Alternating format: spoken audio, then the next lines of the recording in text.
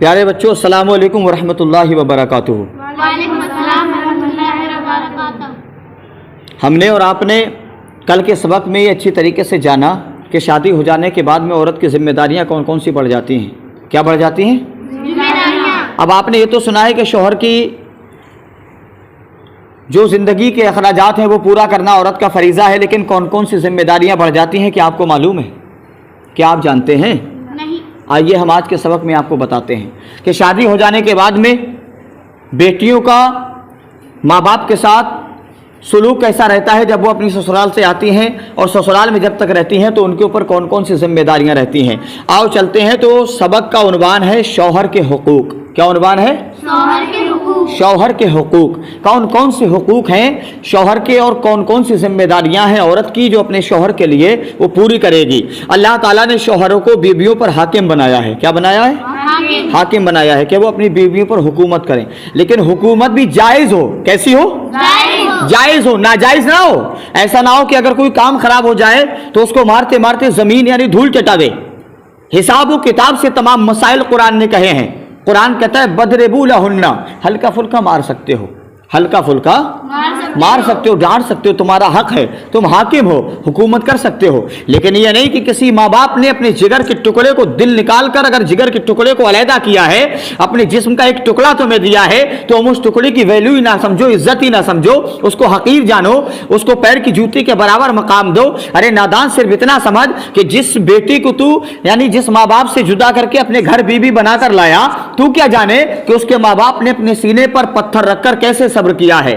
جس نے بچپنے سے لے کر انگلیاں پکڑ کر چلایا، جن ماں باپ نے ہاتھوں سے کھلایا، وہ اولاد کہ جو بچپنے کے عالم میں گل بول کر دے، جس کو پیشاب کہتے ہیں، تو ماں سوکھے میں لٹا کر خود گلی میں سوئی، انہیں بیٹے بیٹیوں کے لیے آج تو اللہ رب العزت کے کرم سے ان یعنی اپنی بیوی پر حاکم ضرور ہے مانا، لیکن اتنا نہیں کہ تو ظلم و ستم کی انتہا کر دے، تماچوں سے اس کے یعنی کہ رخساروں کو سجا دے، آنکھوں کو پھلا دے، اس کے ہاتھ پیر ٹیڑے اور میڑے کر دے۔ ایسا نہیں ہونا چاہیے۔ جو حقوق ہے وہ اگر اپنی ذمہ داری کو نبھا رہی ہے تو تجھے بھی اپنا کام صحیح طریقے سے نبھانا ہے۔ تیرا کام ہے سر سے پیر تک اس پہ نگاہ دوڑانے کے بعد دیکھنا کہ زیب و زینت میں تیری بیوی پر کس چیز کی کمی ہے۔ یہ شوہر کا حق ہے کہ وہ سر سے پیر تک جب کام سے آئے گا تو دیکھے گا میری بیوی پہ یعنی کس چیز کی کمی ہے، کس چیز کی ضرورت میری بیوی کو ہے۔ وہ کام پورا کرنے کی ذمہ داری کس کی ہے؟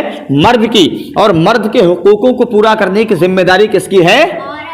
عورت کی۔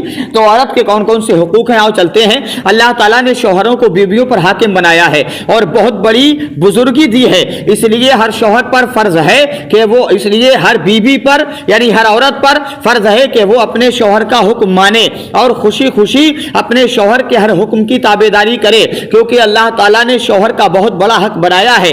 یاد رکھو کہ اپنے شوہر کو راضی و خوش رکھنا بہت بڑی عبادت ہے۔ شوہر کو راضی رکھنا، شوہر کو خوش رکھنا کیا ہے؟ زور سے بولو، بہت بڑی عبادت ہے۔ اور شوہر کو ناخوش اور ناراض رکھنا بہت بہت بڑا گناہ ہے۔ کیا ہے؟ گناہ ہے۔ رسول اللہ صلی اللہ علیہ وسلم نے ارشاد فرمایا کہ اگر میں خدا کے سوا کسی دوسرے کے لیے سجدہ کرنے کا حکم دیتا تو میں عورتوں کو حکم دیتا کہ وہ اپنے شوہروں کو سجدہ کرتی رہیں۔ اپنے شوہروں کو سجدہ کرتی رہیں۔ کون؟ کون؟ کس کو سجدہ کرتی رہے؟ شوہروں کو۔ اللہ کے نبی کہتے ہیں اگر شریعت میں حکم ہوتا کہ اللہ کے علاوہ کسی کو سجدہ کرنا جائز ہے تو محمد اپنی امت کی عورتوں کو حکم دیتا کہ وہ اپنے اپنے شوہروں کو سجدہ کریں۔ مشکات شریف کی حدیث ہے، جلد نمبر 2 ہے، صفحہ نمبر 281 ہے۔ اور رسول اللہ صلی اللہ علیہ وسلم نے یہ بھی فرمایا ہے کہ جس عورت کی موت ایسی حالت میں آئے گی کہ مرتے وقت اس کا شوہر اس سے خوش ہو، وہ عورت جنت میں جائے گی۔ بولو سبحان اللہ، زور سے بولو سبحان اللہ۔ عورت کا فرض ہے وہ اپنے مرد کو خوش رکھے، اپنے شوہر کو خوش رکھے۔ اللہ کے نبی کہتے ہیں کہ اگر عورت اس حالت میں مر گئی کہ اس کا شوہر اس سے راضی ہے تو اللہ کے نبی کہتے ہیں اسے جنت میں جانے سے کوئی روک نہیں سکتا۔ اور یہ بھی فرمایا ہے کہ جب کوئی مرد اپنی بیوی کو کسی کام کے لیے بلائے تو وہ عورت اگرچہ چولہے کے پاس بیٹھی ہو، اس کو لازم ہے کہ وہ اٹھ کر شوہر کے پاس چلی جائے۔ کہاں بیٹھی ہو؟ چولہے کے۔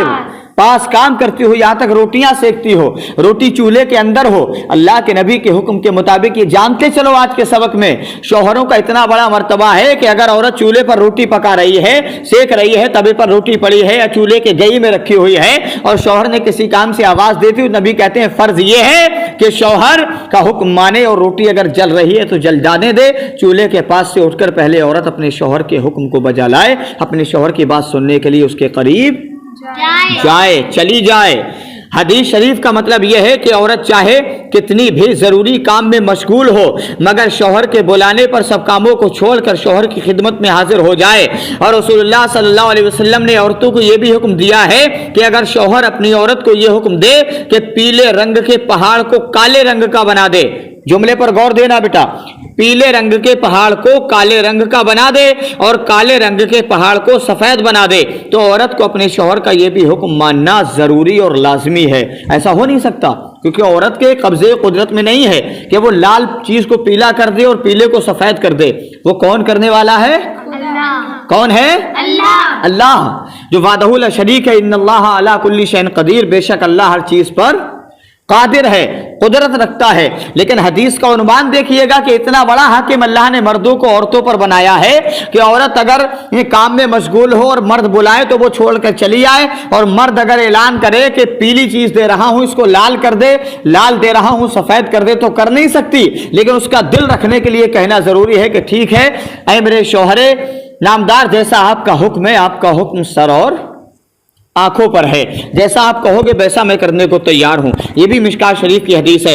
हदीस का मतलब यह है कि मुश्किल से मुश्किल और दुश्वार से दुश्वार काम भी अगर शौहर हुक्म दे तो जब भी औरत को शौहर की नाफरमानी नहीं करनी चाहिए बल्कि उसके हर हुक्म की फरमाबरदारी के लिए अपनी ताकत भर जिंदगी को लगा देना चाहिए, ताकत भर कमर बस्ता रहना चाहिए। और रसूलुल्लाह सल्लल्लाहु अलैहि वसल्लम का यह भी फरमान है कि जब शौहर बीवी को अपने पास बुलाए तो दुनिया का कोई भी काम हो छोड़ देने के बाद सबसे पहला काम अगर बीवी को करना है तो वो ये करना है कि जो शौहर ने कहा है उसके लिए वही सबसे बड़ा फर्ज है कि वो तमाम कामों को छोड़कर अपने शौहर के पास पहुंच जाए, चली जाए। मुझे उम्मीद है कि आज आप सबक समझ गए होंगे। इंशाअल्लाह मिलते हैं कल के सबक में कि कौन कौन से हुकूक हैं शौहर के। बात लंबी हो जाएगी, आज का सबक यहीं पर रोकते हैं, इसी को इंशाअल्लाह कल मुकम्मल किया जाएगा। तब तक आप अपना ख्याल रखिएगा। तब तक के लिए अस्सलामु अलैकुम व रहमतुल्लाहि व बरकातुहू। वालेकुम अस्सलाम व रहमतुल्लाहि व बरकातुहू।